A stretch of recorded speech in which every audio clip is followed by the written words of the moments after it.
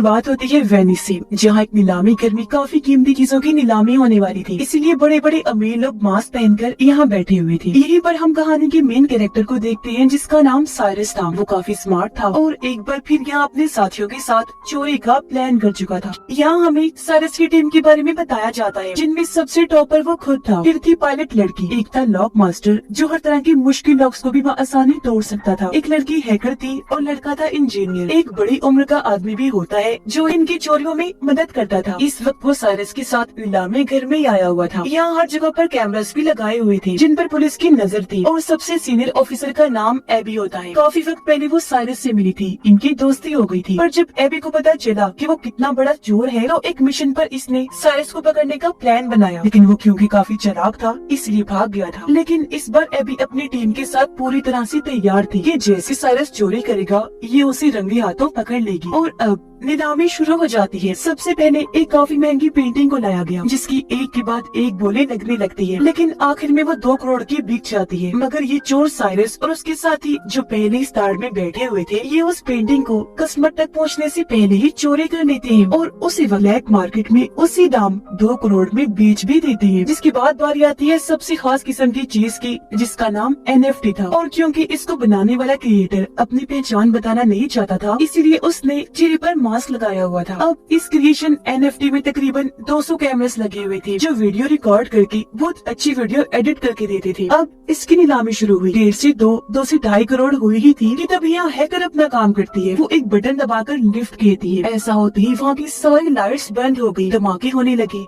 तो हर तरफ अफरा तफरी मच जाती है। अब जहाँ अमीर लोग भागने का सोच रहे थे, तो यहाँ साइरस अपना काम करता है। जो 2.5 करोड़ की बोली लगी थी, वो खुद साइरस ने लगाई थी। इसलिए वो अब NFT के क्रिएटर के पास आया, कहता है कि आप मेरे ठिकाने पर ही आ जाओ, NFT भी वही ले ली जाएगी और पैसे भी हम वही दे देंगे। अब ये सारी चीजें ऊपर बैठी एबी देख रही थी, पर साइरस और उसकी टीम जो यहाँ से भाग रही थी, उनके पीछे पीछे एबी और उसकी टीम पड़ जाती है। वो खास किस्म की कश्ती स्पीड बोर्ड में बैठ जाती है। पुलिस को चकमा देकर समंदर के बीच में आ गई। इन्होंने बैरियर्स खड़े कर दिए, जिससे पुलिस पीछे अटक गई और ये लोग यहाँ से आगे निकल जाते हैं। ये लोग अपने ठिकाने और शिप में पहुँचे, जहाँ ये NFT की लेन देन के बाद वो पार्टी करते हैं। एबी जो अभी भी छानबीन कर रही थी, वो नीलामी में आए लोगों की वीडियो बड़े गौर से देख रही थी। उसकी नजर साइरस के साथी हेल्पर पर गई, जो अभी भी वहीं था। इसलिए ये लोग उस तक पहुँचकर उसे पकड़ लेते हैं। उधर पता चला कि इन चोरों ने जब NFT को चोरी किया, तो ब्लैक मार्केट में उसकी कीमतें बढ़ती गई। 3 से 4, 4 से 5, फिर 8 करोड़ हो गई। उसे एक्टिवेट चलाने के लिए इन्हें असली मालिक की जरूरत थी, इसलिए ये उस क्रिएटर को भी उठा लाई थी। साइरस उससे बात करता है, कहने लगा कि तुम्हारा NFT मार्केट में जहाँ 2.5 करोड़ का बिकना था, वो अब चोरी होने की वजह से ब्लैक मार्केट में 8 करोड़ का बिकेगा। तुम्हें लगता है हमने तुम्हें ऐसे अगवा किया?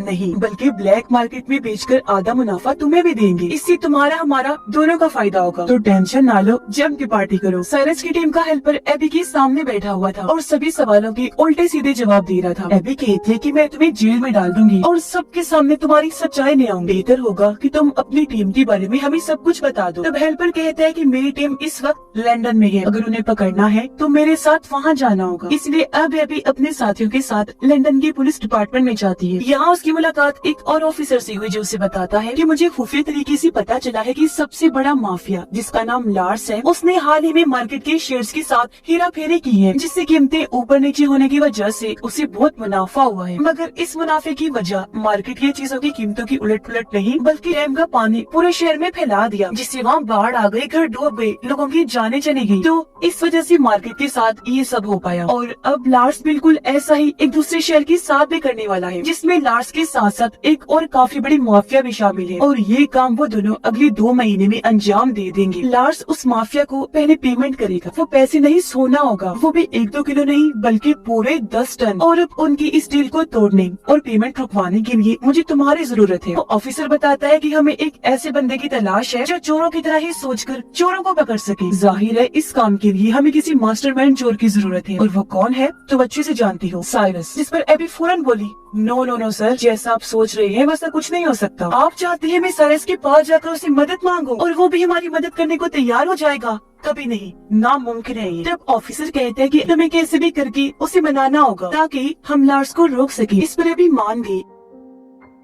फौरन पहुंच जाती है साइरस के पास। यहाँ दोनों एक दूसरे को ही दोष देने लगते हैं कि तुमने धोखा दिया, तुमने दिया। पर आखिर में बात खत्म करके सारिस उसके आने की वजह पूछता है, जिस पर एबी कहती है कि तुम्हें मेरे लिए एक चोरी करनी हो, और उसे वो सारी बातें बता देती है जो एबी को ऑफिसर ने बताई। ये कहती है कि तुम्हें वो सारा सोना चोरी करना होगा, जिसके बाद साइरस ये सारी बात अपने साथियों को भी बताता है। उसके साथी चौंक तो गई, पर साइरस कहता है कि समझ सकता हूँ कि ये काम मुश्किल है, लेकिन करना बेहद जरूरी है, क्योंकि अगर वो लोग अपने प्लान में कामयाब रहे तो पूरा शहर बाढ़ में बह जाने की वजह से बर्बाद हो जाएगा, मासूम लोग मर जाएंगे। और अब बारी बारी ये सारे लोग पता लगवाने की कोशिश करने लगते हैं कि आखिर लार्स और वो माफिया ये प्लान अंजाम कैसे देंगे। पता चला कि वो सारा सोना सबसे पहले लार्स के अड्डे से निकलेगा, फिर ट्रक्स के जरिए वहाँ से ले जाया जाएगा, जिसके बाद वो प्लेन के जरिए उसकी मंजिल तक भेजा जाएगा। इसलिए अब यहाँ साइरस और उसकी टीम अपने अपने कामों में लग जाती है कि वो कैसे अपना मिशन अंजाम देंगे। यहाँ सबसे पहले हैकर बताती है कि अगर हम बिल्कुल वैसे दिखने वाला प्लेन बना ले तो चोरी करना आसान हो जाएगा। पर सवाल ये था कि वैसा प्लेन आएगा कहाँ से। इस पर साइरस कहता है कि मैं नीलामी घर में एक अमीर लड़के से मिला था जो प्लेन्स के लेन देन का काम करता है। उसके पास एक ऐसा प्लेन है जो थोड़ा बहुत उससे मिलता जुलता है, जिसे हम खुद तब्दील करके वैसा बना सकते हैं। तो हो सकता है वो ही हमें उस प्लेन को दे दे। इसलिए अब ये सारे लोग उस प्लेन डीलर के पास पहुँच जाते, जो इन्हें वही आलीशान प्लेन दिखाता है। ये काफी खूबसूरत भी था,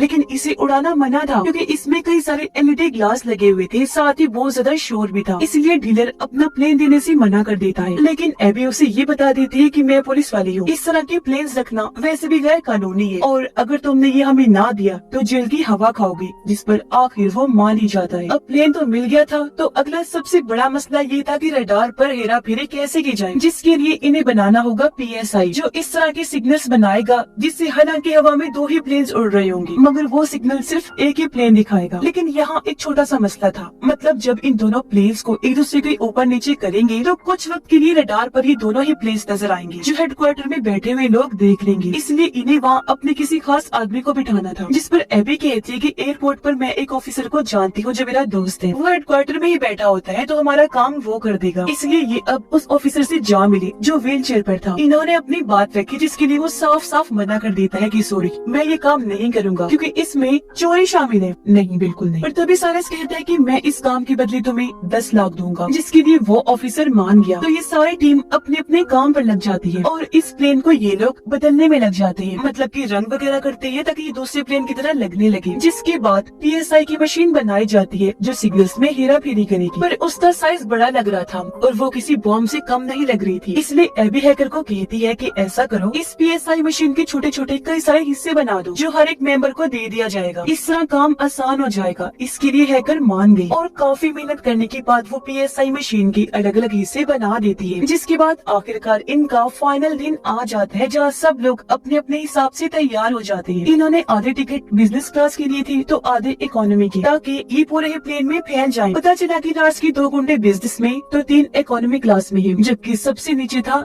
10 टन सोना। जिसके बाद ये पूरी टीम अपनी चोरी को अंजाम देने के लिए पूरी तरह से तैयार हो जाती है। हैकर ने सभी कैमरास को हैक कर लिया था ताकि हर एक चीज पर नजर रखी जा सके, जबकि लॉक मास्टर ने अपने हिस्से की PSI मशीन बाथरूम में जाकर लगा भी दी। इनका एक साथी डर गया था, इसलिए वो साथ नहीं आया था। तब उसके हिस्से का काम एबी करने का सोचती है। वो अपने बिजनेस क्लास के बाथरूम में जाकर दूसरी PSI मशीन को वहाँ लगाने लगती है, पर तभी एक झटका लगने की वजह से वो मशीन छूटकर नीचे गिर गई, टूट जाती है, उसके कई सारे टुकड़े हो गए, जिससे एबी काफी परेशान हो गई, क्योंकि कैसे भी करके दोबारा जोड़कर ये मशीन यहाँ लगानी ही थी। मगर अब गुंडे भी वॉशरूम में आना चाहते थे और अगर उन्होंने ये देख लिया तो इनका प्लान चौपट हो जाएगा। लेकिन यहाँ ठीक वक्त पर साइरस आ गया और अब ये दोनों मिलकर मशीन को जोड़कर वहाँ लगा ही देते हैं, जबकि पायलट अपनी जहानत से अपने वाले प्लेन को उड़ाकर उस बड़े वाले प्लेन के नीचे ले आती है। साथ ही PSI के एक्टिवेट होने का इंतजार करने लगती है ताकि दोनों प्लेन्स की रडार का एक ही सिग्नल जाए। इसलिए अभी हेडक्वार्टर के रडार में 2 ही प्लेन्स के सिग्नल्स आ रही थी, जो देखकर एयरपोर्ट ऑफिसर की साथी कहती है कि हमें इस बारे में ऊपर खबर कर देनी चाहिए। जिस पर वो ऑफिसर यानी एबी का साथी जवाब देता है कि ये मामूली सी खराबी होगी, 2-3 मिनट में ठीक हो जाएगी। वो उसे अपनी बातों में उलझाने लगा। जिस बीच PSI की एक्टिवेट होते ही पायलट अपने वाले प्लेन को दूसरे प्लेन से कनेक्ट कर लेती है। ऐसा होते ही सिग्नल मिलने लगे, जिससे अब रडार पर बस एक ही प्लेन नजर आने लगता है। तब ऑफिसर अपने साथी को कहता है, देखो मैंने कहा था ना ये खराबी है, लोग ठीक भी हो गई।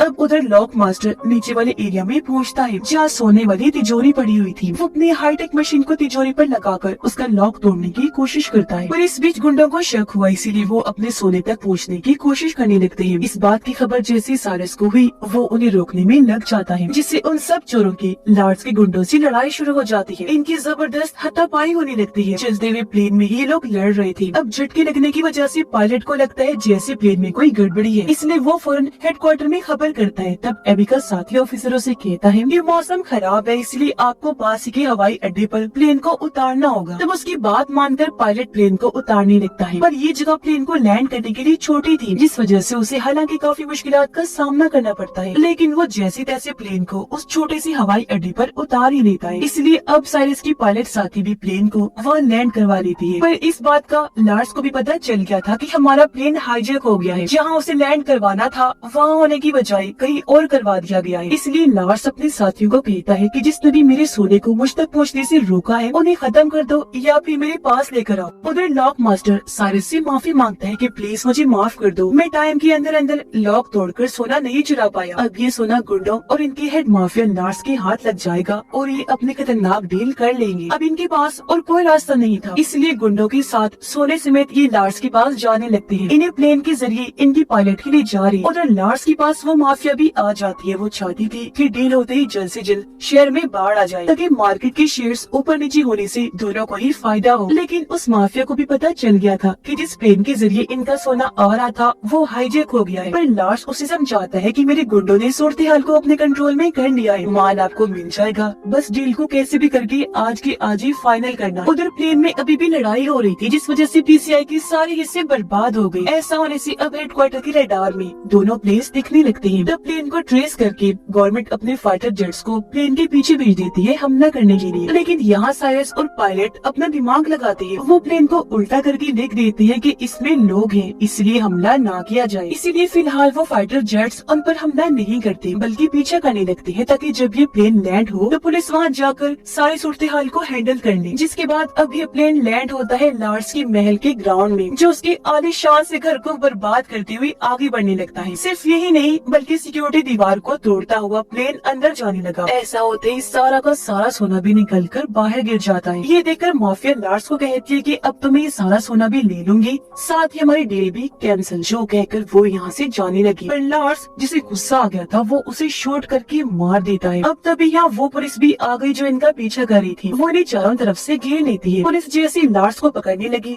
वो कहता है कि ये मेरा अपना घर है और ये चोर यहाँ आए थे उस माफिया औरत के साथ डील करने के लिए। असली गुनाहगार माफिया ये है, इन्होंने ही उस माफिया औरत को मारा है, तो आप इन्हें पकड़ कर ले जाए। पर यह साइरस अपना दिमाग लगाता है। वो प्लेन की एलईडी ग्लास और एनएफटी क्रिएशन की रिकॉर्डिंग से पुलिस को ये दिखा देता है कि असली गुनाहगार लार्स माफिया ही है। इसने ही औरत माफिया से सोने की डील की थी, पूरे शहर को बर्बाद करने की प्लानिंग थी, इसलिए लार्स को पुलिस गिरफ्तार कर लेती है। इस मिशन में एबी और लंदन का ऑफिसर भी शामिल था, जिनका मकसद ही इस डील को रोकना था। तो इसमें कामयाब होने की वजह से वो सारा सोना पुलिस अपने साथ ले जाती है। एबी साइरस की टीम का हिस्सा बन जाती है। यहाँ पता चला कि एबी जब बच्ची थी तो उसे एक पेंटिंग काफी पसंद आ गई थी, जो अब साइरस उसे गिफ्ट करने का सोचता है, ताकि एबी उससे मुतासिर हो जाए और ये लोग फिर से एक हो जाएं। जिसके बाद यहाँ सबसे बड़ी बात सामने आती है। असल में लॉक मास्टर ने सारा सोना वहाँ से निकाल लिया था। वहाँ असली सोने की बजाय नकली सोना रख दिया था और इस तरह करके दिखाया जिससे वो तिजोरी तोड़ने में कामयाब नहीं हुई। यानी कि जो सोना पुलिस के हाथ लगा था वो सिर्फ सोने जैसे दिखने वाली लोहे की ईंटें थी, जबकि असली सोना तो उसी वक्त आसमान से गायब कर दिया गया था और ये लोग उसे अपने ठिकाने पर भिजवा चुके थे। यानी ये चोर एक बार फिर अपने मास्टरमाइंड की वजह से इतनी बड़ी चोरी अंजाम देने में कामयाब रहे थे। ये लोग फिर अपना सोना लेने के लिए जाते हैं। सब इतनी बड़ी कामयाबी पर एक दूसरे की गले लगकर मिलते हैं। इनकी खुशी का